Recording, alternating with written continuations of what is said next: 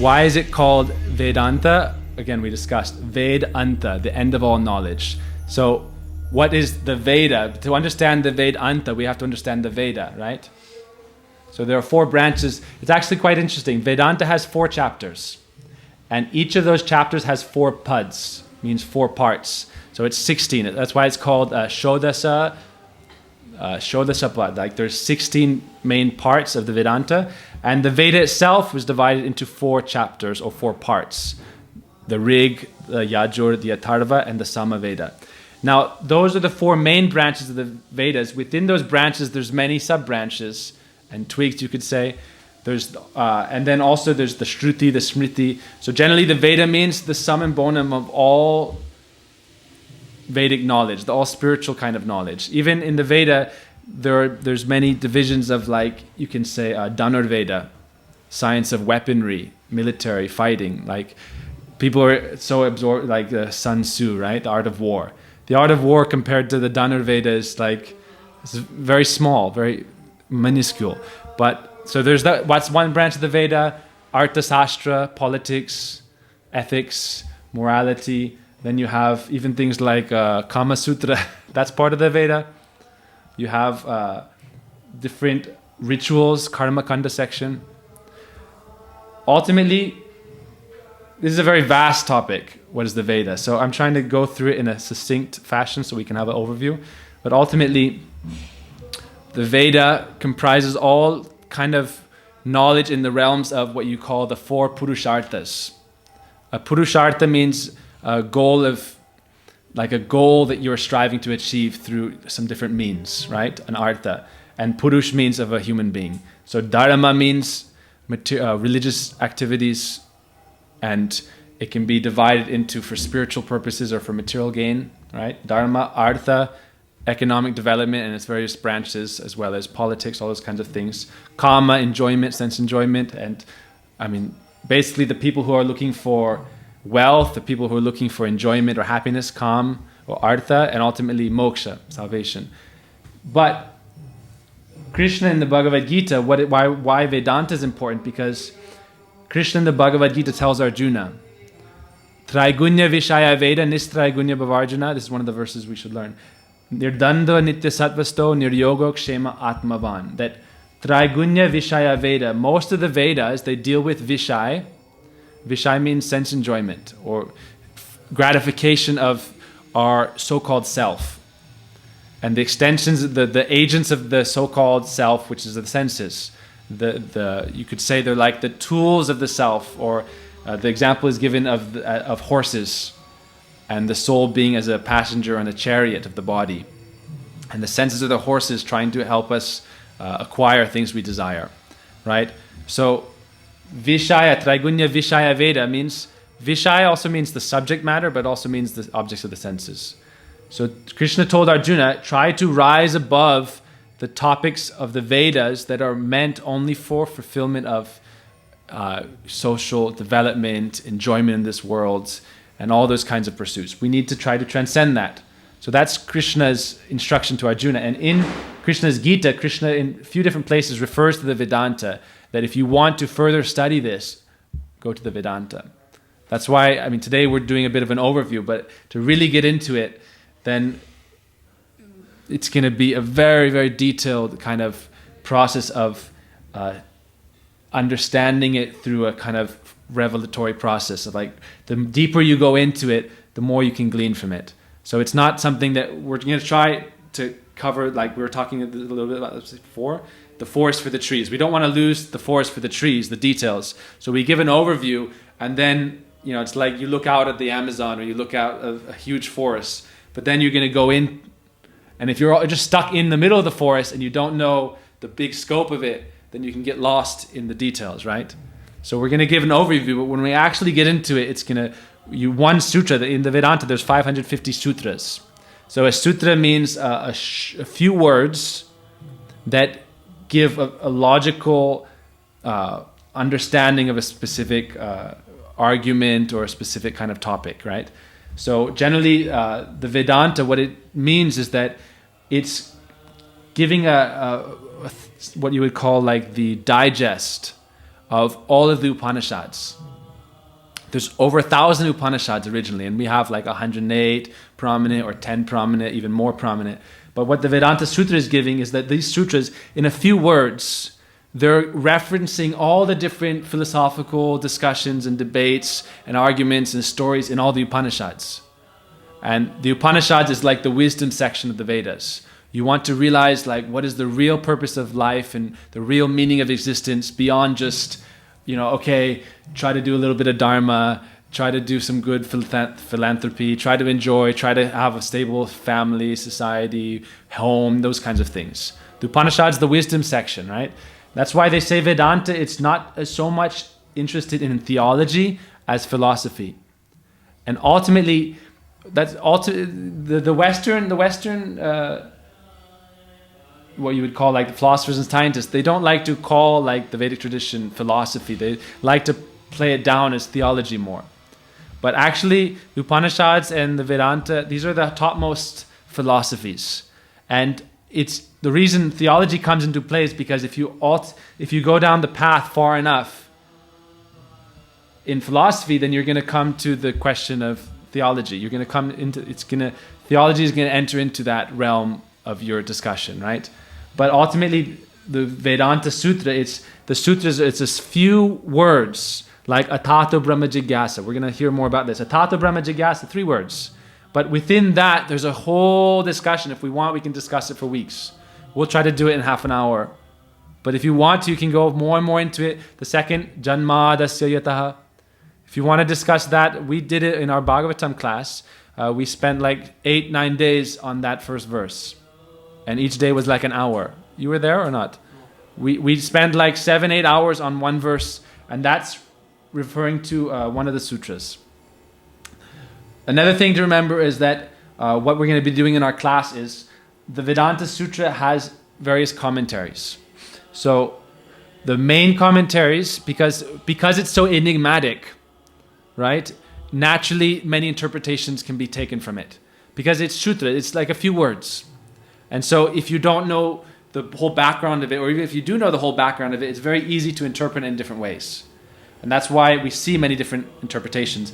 And it became so important. The Vedanta Sutra is actually so important for the Indian system of not just religions, but all the different schools. Some schools wouldn't want to classify themselves as religions, right? But still, if they don't have a commentary on Vedanta, they're not considered authoritative. So the first main commentary is that of Sankaracharya, Adi Sankar, which is called the Sharirak Bhasya, which deals with absolute monism. And then after that, we have the Sri Bhasya Ramanujacharya in the Sri Vaishnav school. Madhvacharyas, we have one that we'll go through. Madhvacharya's Dvaitavad philosophy.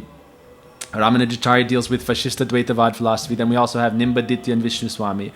These are the main commentaries. Now, the Gaudiya commentary in our line from Chaitanya Mahaprabhu is called, Mahaprabhu established that the natural commentary of Vedanta is called the Bhagavatam.